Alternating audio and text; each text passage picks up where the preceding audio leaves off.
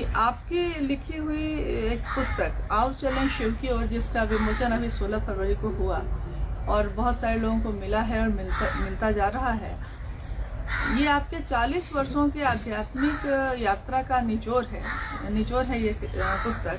उसकी कुछ पंक्तियां ऐसी हैं जिसको पढ़ के लोगों ने अपनी जिज्ञासाएं भेजी हैं, जिसमें एक जिज्ञासा आई है कि आओ चले शिव की ओर में लिखा हुआ है कि व्यक्ति के मन में शिव को अपना गुरु मानने का संकल्प यदि लंबे समय तक स्थिर रहता है तो किसी बाह्य साधन की कोई आवश्यकता नहीं है।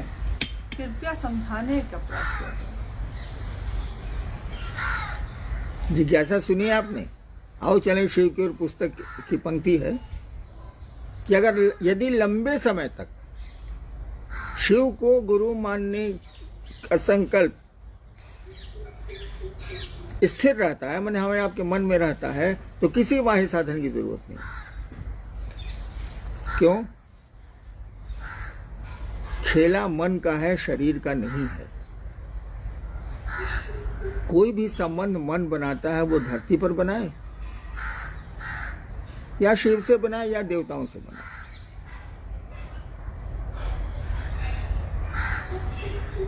तो जब मन का खेला है, मन का सब कुछ है, रिश्ते मन बनाता है, शत्रुता मन करता है, मित्रता मन करता है, तो कहा गया है कि मन में अगर शिव को अपना गुरु, शिव को गुरु मानने का नहीं, शिव तो गुरु ही दे, उनको मानी चाहे नहीं मानी क्या फर्क पड़ता।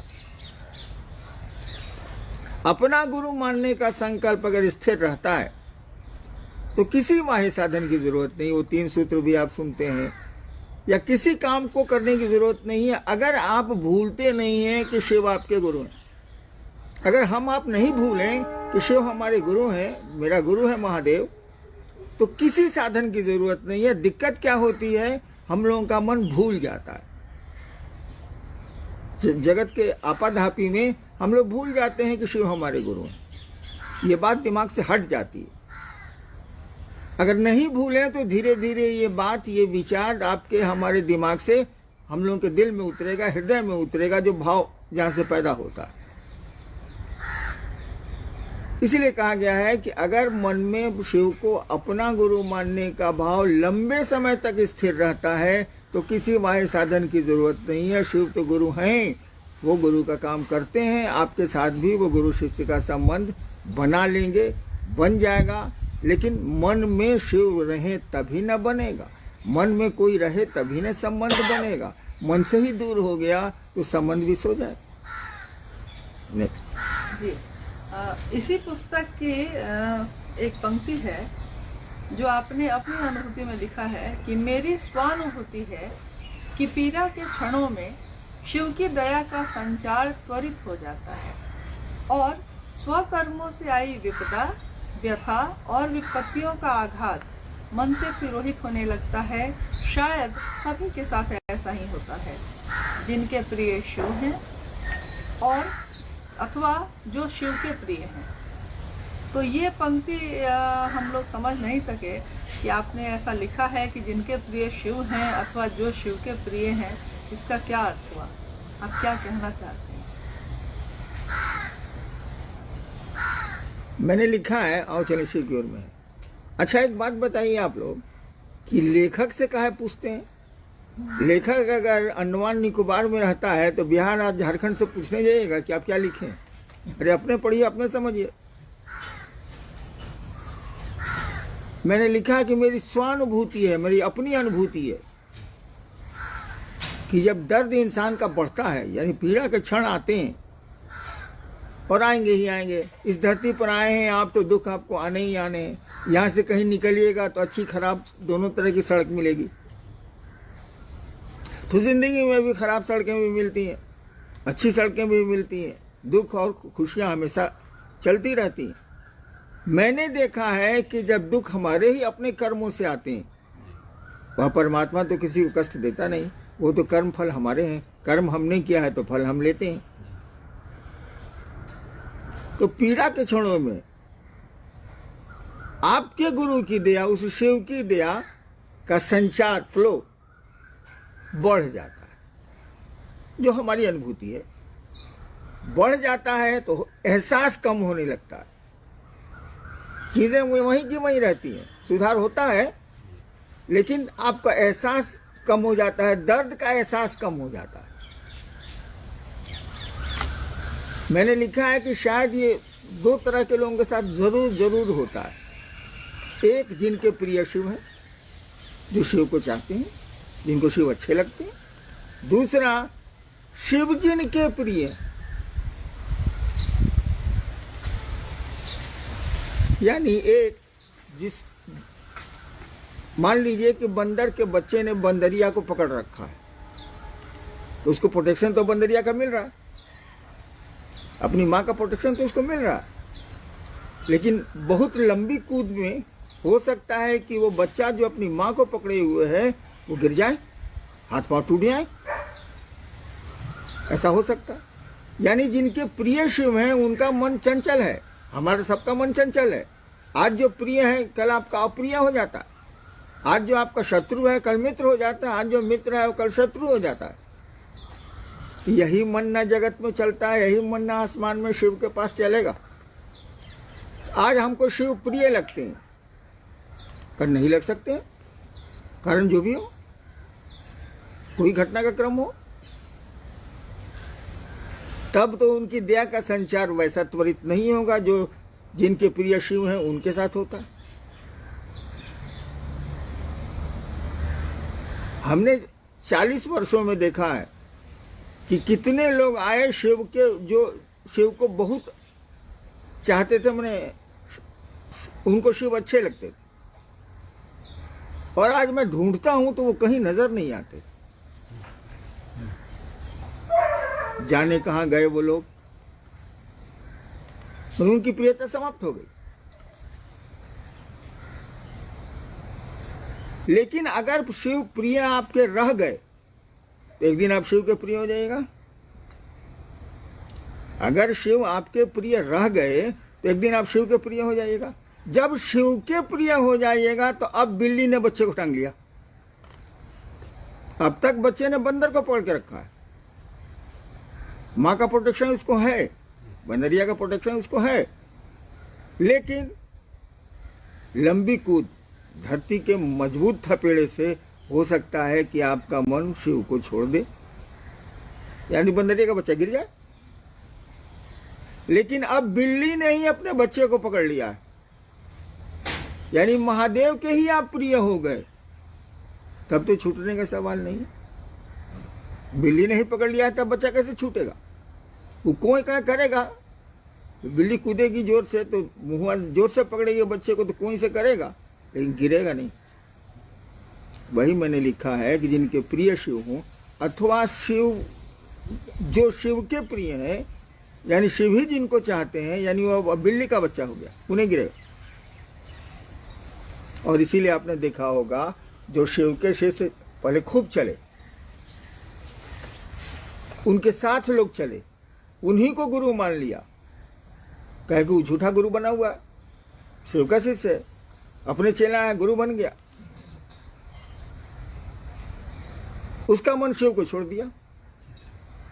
मन चंचल है साला, कभी किसी को पकड़ता है, कभी एसी बनता है, कभी डीसी करंट बनता है साला, कभी पकड़ता है कभी छोड़ता है।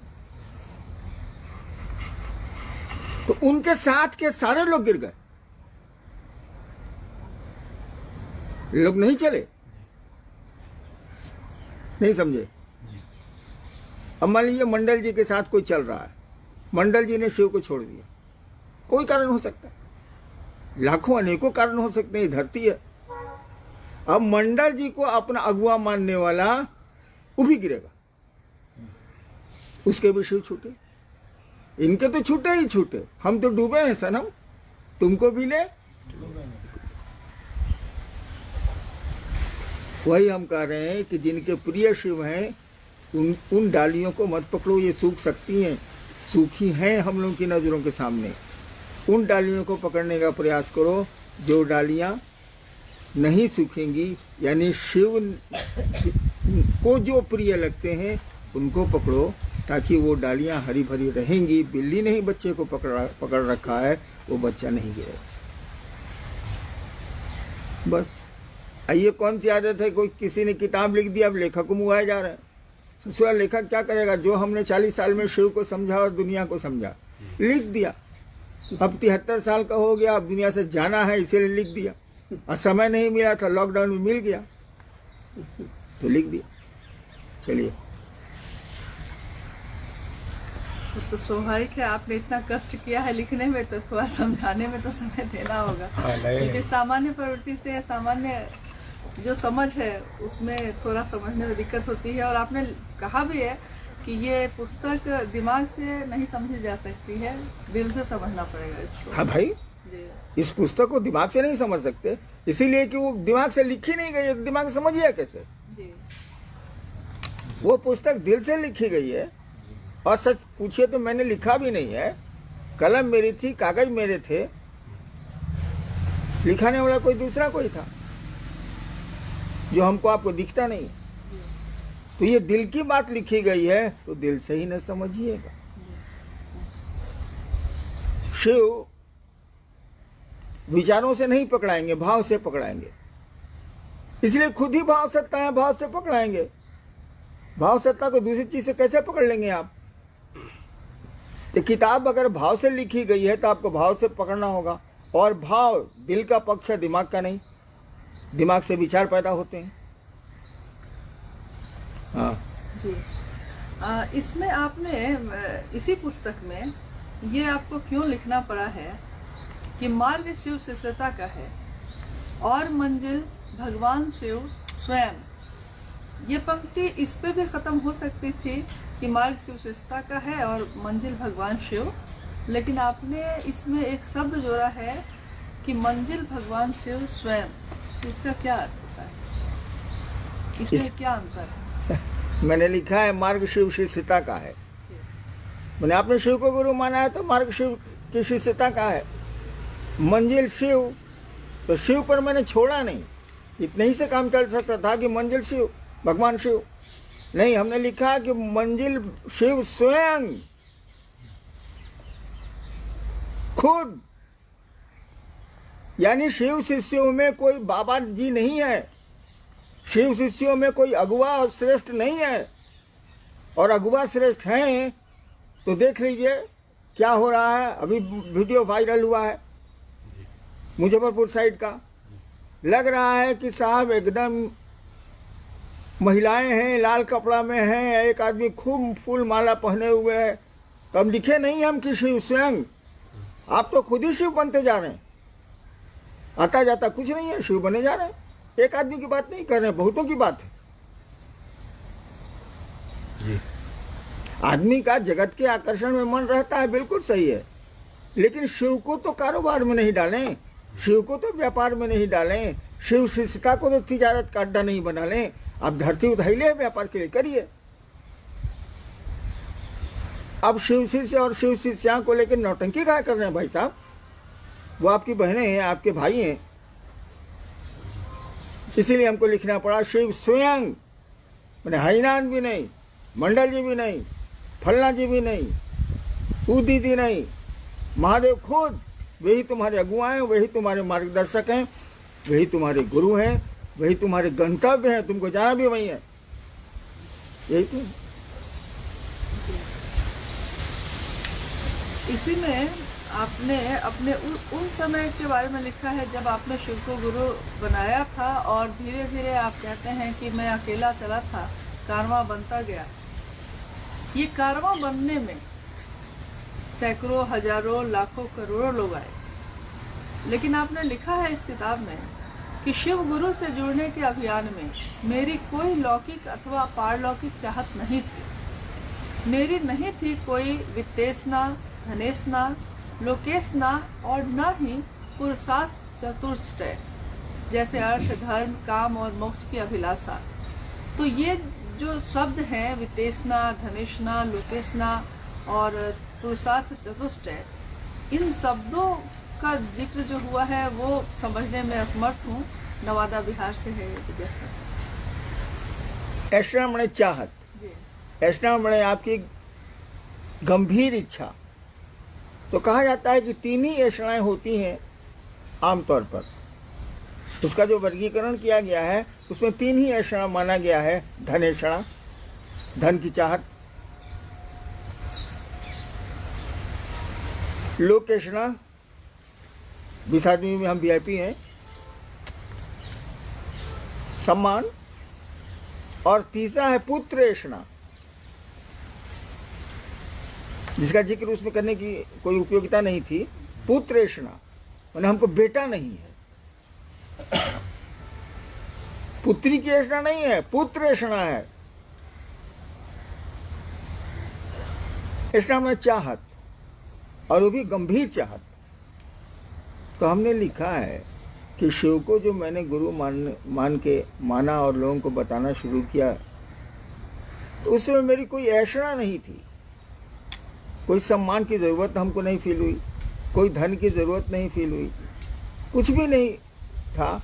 एक ही था कि महादेव इतने अच्छे गुरु हैं, लोगों को उनसे जोड़ा जाए। और नहीं थी पुरुषार्थ। पुरुषार्थ 4 तरह के माने जाते हैं, अर्थ, धर्म, काम और मोक्ष। भारतवर्ष का यही रहा है आज तक। न हमको धन चाहिए था, न कामनाएं थी, न धर्म जैसा कुछ था। मूल धर्म का तो था, ताकि धर्म वही होता है जो जिसे धारण किया जाए। और मोक्ष की चाहत, मोक्ष लेके हम क्या करेंगे? जो मेरी मानसिकता है, मोक्ष लेके हम क्या करेंगे? एक तो शिव है, एक तो ईश्वर है, तब तो जगत का ये हाल है, इंसान की ये स्थिति है। दूसरा कोई भगवान बन ही जाएगा तो क्या फर्क पड़ेगा? तो मैंने कभी मोक्ष वगैरह चाहा नहीं। मैंने शिव को चाहा कि मैं शिव हो जाऊं, मैं सिद्ध हो जाऊं। ऐसी कोई मेरी चाहत नहीं है। बस इतनी ही चाहत है कि आपकी चेतना का अभ्युदय हो, आपकी चेतना शिव की चेतना बने, आप अपनी संकीर्णताओं से, छोटी छोटी चीज़ों से ऊपर उठें, शिव जैसा बने आप। शरीर तो बनेगा नहीं, मन ही बनेगा ना। मन ही शैतान होता, मन ही शिव होता। इसलिए मैंने लिखा है कोई जगत की आकांक्षा मुझको नहीं थी, ऐसा नहीं थी। और न वो जो हमारे यहाँ परंपरा से चल रहा है कि पुरुषार्थ चतुष्ट है, न उसकी अभिलाषा थी। उस दिन भी नहीं थी। आज भी मुझको गौर से देखिएगा तो लगेगा इस आदमी को नहीं। नेक्स्ट जी, ज़्यादातर लोग जो आपको देखते आए हैं या देखते हैं, वो लोग समझते हैं कि वरुण गुरु भ्राता साहब हरिंदरानंद जी के जीवन में न तो दर्द होगा, न तो कांटों की चुभन होगी, न तो किसी भी ऐसी चीज़ से उनको गुजरना पड़ा होगा। जिनके गुरु शिव रहे हैं उनके लिए तो राह बहुत आसान होगी। लेकिन आपने इस किताब में लिखा है कि मेरी आदत नहीं है कि मैं तालाब के कीचड़ पर ध्यान दूं, वह आकर्षित भी नहीं करता, लुभावने तो कमाल लगते हैं। शिव की शिष्यता की बगिया में फूल खिले हैं, किंतु जागतिक षड्यंत्र, आक्रांति, अपमान और अपशब्द के कांटों की चुभन का दर्द भी है। तो ये थोड़ा आश्चर्य लगता है कि क्या आपको इन सारी चीजों से गुजरना पड़ा, और इसका क्या अर्थ है इन शब्दों का? देखिए, जब भी कोई योनिगत होता है, यानी जब भी कोई पैदा होता है इस जगत में, तो उसके अपने कर्म जो कर चुका होता है या करता है, उसके फल उसको मिलेंगे। तो इसमें अच्छे कर्म भी हैं, हो सकता है गलत भी हो। तो जब जीवन में आता है, जातक जब आता है, तो ऐसा मत समझिएगा उसको जिंदगी में अच्छी सड़कें ही मिलेगी।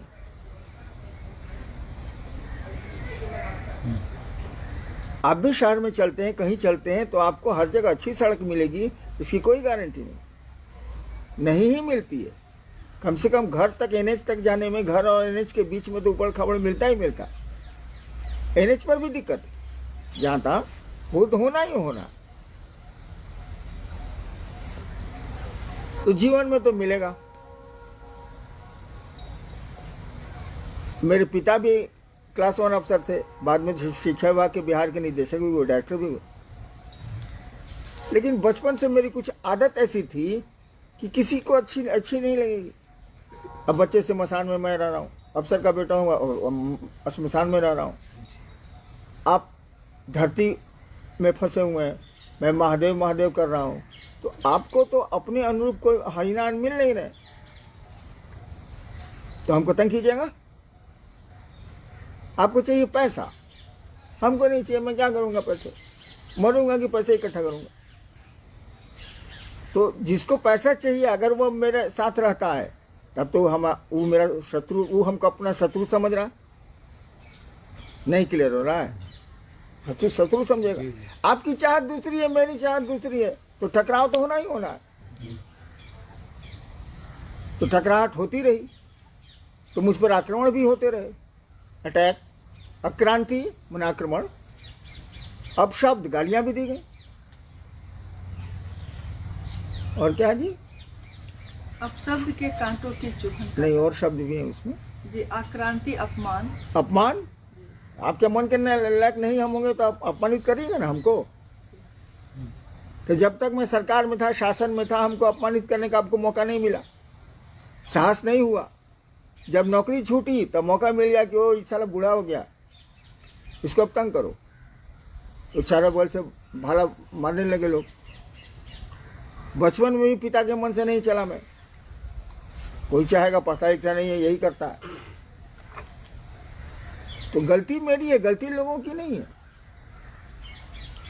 हर एक आदमी अपने मन से चलता है भैया, आपके मन से क्यों चलेगा वो? उसको पैसा चाहिए, उसको सुविधा चाहिए।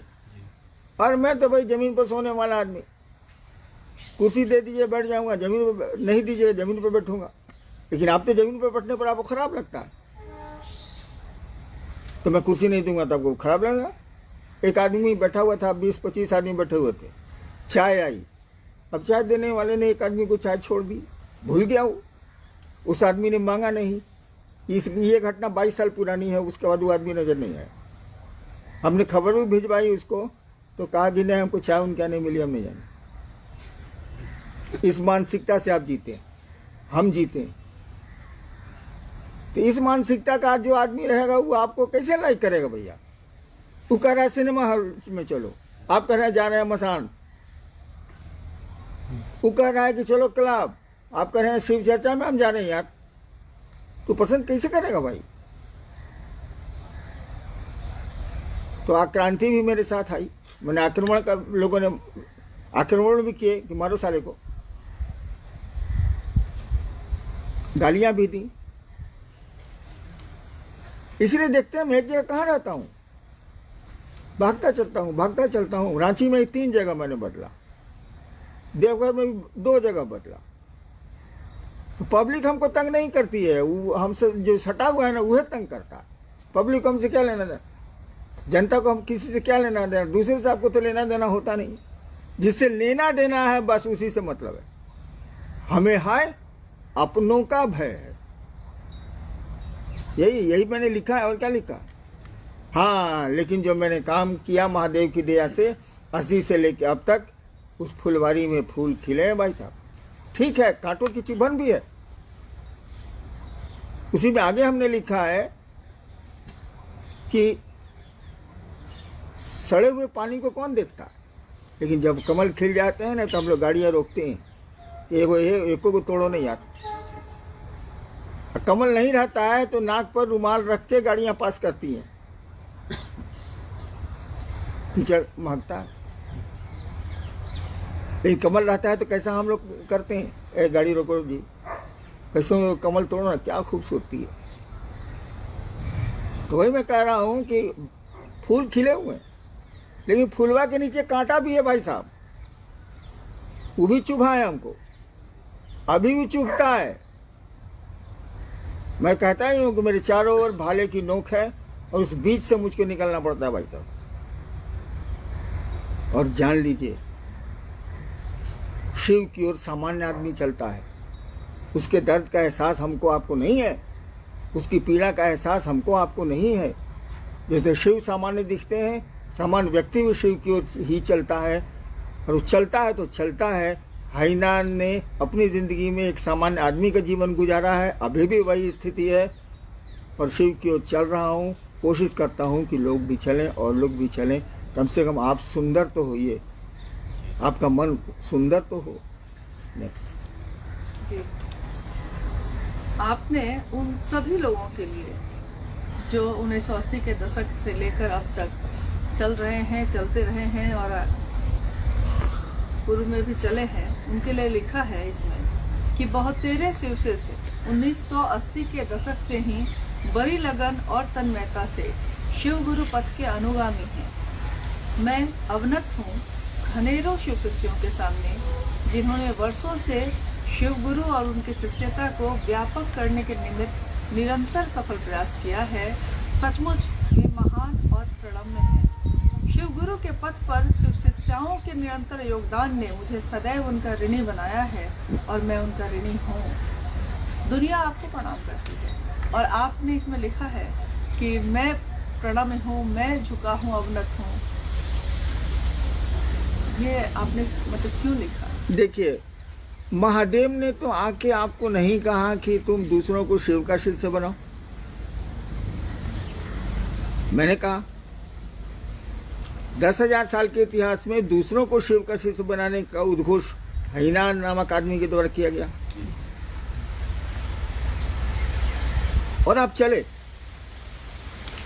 शिव की ओर चले, लोगों के बीच चले, और तभी न कारवां बना, तभी न भीड़ आई, तभी ना आप कहते हैं कि 2 करोड़ से ज्यादा शिव शिष्य हैं भारत में।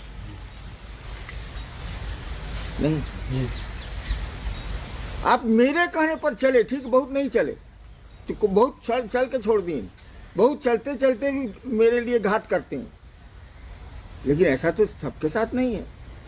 1000 में 2 आदमी हो सकता है घात करने वाला, लेकिन बाकी 998 तो आदमी ठीक है। तो मेरे कहने पर आप चले, मेरे कहने पर शिव शिष्यता आपने बढ़ाई आगे, तो पांव किसका धोऊं मैं? आपके एहसान मुझ पर है। वही मैंने लिखा है कि मैं पद प्रक्षालन करूंगा। जो लोग शिव के मार्ग में, शिव शिष्यता के मार्ग में चल रहे हैं, चल ही रहे हैं 80 से 90 से, मैंने लिखा है कि मैं उनका पांव धोऊंगा। वो मेरे लिए प्रणम्य है, मैं उनको प्रणाम करता हूँ, अवनत हूँ, उनके सामने झुका हुआ हूँ। ये शिव शिष्यों के लिए कहा। शिव शिष्याओं को भी कहा, जो महिला शिव शिष्य है उनको भी कहा कि वो लोग भी तो अथक परिश्रम कर रही हैं इस काम में, तो उनका मैं कर्जदार हूँ, उनका मैंने कर्ज खाया है। एक शुरुआत मैंने की, मैंने कहना शुरू किया और तब आप किए चले जा रहे हैं। ऐसा तो नहीं कि आपको परेशानियां नहीं हुई, यहाँ तो साल परेशानी होनी है, कौन बचा है इससे? तब भी आप चल रहे हैं।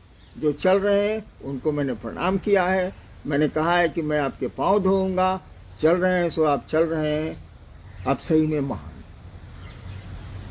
गुरु भाइयों को भी मैंने कहा है कि आपका मैं पांव धोऊंगा। गुरु बहनों को भी मैंने कहा है कि मैं आपका ऋणी हूँ, आपका कर्ज मैंने खाया है, आपके एहसान मुझ पर हैं। आपने शिव की दिशा में पांव बढ़ाए हैं, लोगों को शिव की ओर प्रेरित किया है, महादेव की ओर। चलिए भाई, सबको प्रणाम।